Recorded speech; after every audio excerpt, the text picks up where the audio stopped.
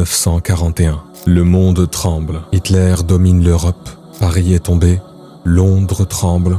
Moscou vacille, mais cela ne suffit pas au Führer qui tend ses griffes vers l'Orient. Il veut les musulmans à ses côtés. Il promet la liberté contre un prix, l'allégeance au Troisième Reich. Mais au cœur des sables brûlants, un royaume de foi et de pierre, sans armée, sans pétrole, écrasé par les empires, a osé dire non à l'un des hommes les plus puissants de cette époque. Pourquoi ce monarque d'un pays encore pauvre et fragile a-t-il osé défier l'homme le plus puissant du monde? Et comment cette décision, enterrée par l'histoire, révèle-t-elle la trahison silencieuse de nos leaders d'aujourd'hui? À cette époque, le Moyen-Orient est un échiquier. Hitler cherche à affaiblir les puissances coloniales britanniques et françaises. Il a les yeux rivés sur l'Arabie. Le monde musulman subit la domination étrangère. L'Afrique du Nord est entre les griffes des Français. L'Égypte ploie sous le joug britannique. La Syrie, l'Irak, la Palestine, toutes sont morcelées, trahies, occupées. L'Occident se partage les terres musulmanes comme un butin de guerre. Les peuples crient pour leur liberté. Et pendant ce temps, en Europe, un homme se lève avec la vision de dominer le monde, exterminer les faibles, idolâtrer la race. Cet homme, c'est Adolf Hitler. Mais Hitler sait qu'il ne peut pas tout faire seul. Il a besoin de partenaires, d'alliés. Il doit affaiblir les puissances coloniales britanniques et françaises qui encerclaient l'Arabie. Il se tourne alors vers le monde musulman. Il promet la fin du colonialisme, l'indépendance des peuples, l'or. Mais au milieu de ce chaos, loin des promesses de l'Allemagne, un homme refuse, le roi Abdelaziz ibn Saoud. Mais qui était vraiment le roi Abdelaziz ibn Saoud? Qu'Allah lui fasse miséricorde. Abdelaziz al-Saoud n'est pas né sur un trône. Il l'a conquis à la pointe de son sabre. En 1891, un enfant de 10 ans fuit Riyad en pleine nuit. Son royaume est perdu, sa famille en exil. Il s'appelle Abdelaziz. Il est le fils d'Abderrahman, dernier espoir de la dynastie al-Saoud. Il naît entre 1875 et 1880 à Riyad, dans une Arabie ravagée par les luttes tribales. En 1884, les Al-Rachid, tribu ennemie de la famille al-Saoud, prennent le pouvoir. Le père d'Abdelaziz tente de reprendre la ville, mais échoue et s'enfuit avec les siens. Il trouve refuge aux confins du désert. Entre les dunes brûlantes, le jeune Abdelaziz grandit dans les camps bédouins du Koweït. Il apprend le Coran, le sabre, les lois du désert et nourrit une obsession, reprendre Riyad.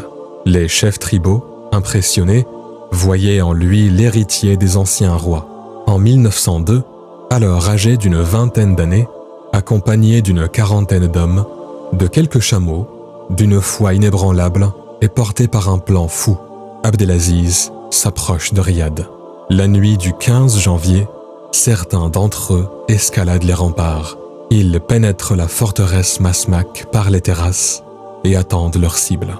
Abdelaziz et ses hommes viennent de livrer un combat brutal. En une nuit, l'histoire bascule.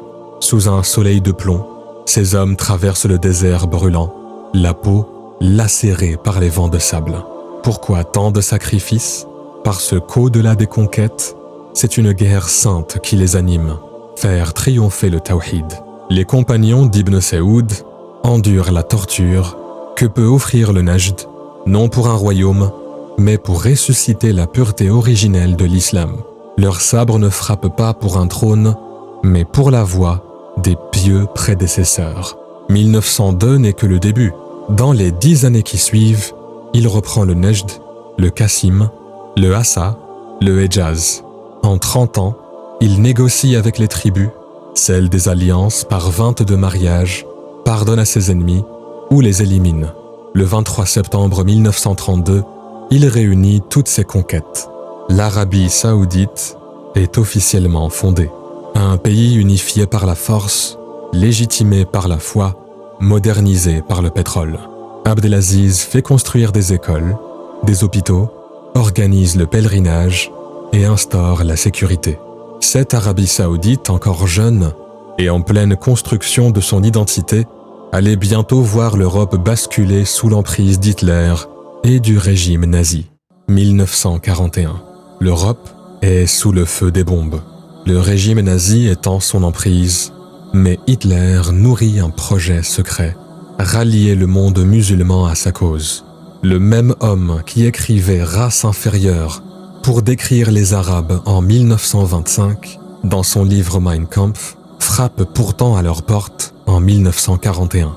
Pour le Führer, c'est un levier idéal pour soulever les peuples colonisés contre les Alliés et frapper l'Empire britannique en plein cœur. C'est ainsi qu'en 1941, un émissaire débarque en Arabie. Sa mission, convaincre Ibn Saoud, le fondateur du royaume saoudien, de les rejoindre. Les promesses allemandes sont alléchantes. Soutien à l'indépendance arabe, soutien militaire, économique, une reconnaissance politique et un soutien total contre leurs ennemis communs. En échange, les nazis veulent qu'Ibn Saoud déclenche une révolte massive, une tempête qui paralyserait Londres et Moscou. Mais le roi refuse. Ibn Saoud écarte les offres allemandes d'un revers de main. Il répond à Hitler par un refus catégorique, pas d'alliance. Le roi qui a dit non à Hitler, c'est lui, le père de l'Arabie saoudite. En 1945, Roosevelt tente de convaincre Ibn Saoud d'accepter l'immigration juive en Palestine. Le roi refuse catégoriquement. Pour lui, cette terre est arabe et imposer un État juif déclencherait une guerre, un avertissement que l'histoire confirmera. Un souverain qui préférait la confrontation avec l'Occident à la trahison de ses convictions.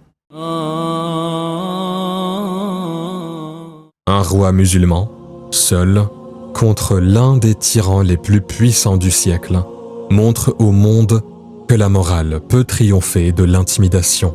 Pendant que d'autres vendent leur âme pour survivre, lui a choisi de rester digne. À ceux qui, hier comme aujourd'hui, plient devant l'injustice, leurs noms sont devenus synonymes de trahison.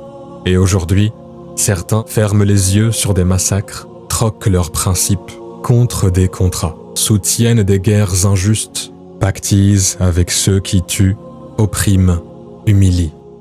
الذين يتخذون الكافرين أولياء من دون المؤمنين أيبتغون عندهم العزة فإن العزة لله جميعا. Le pouvoir est une amana. Ce n'est ni un trône, ni une couronne. C'est un test, un poids qu'on portera seul devant Allah. Et ce jour-là, ni excuse, ni allié. Partagez cette vidéo parce que l'histoire continue.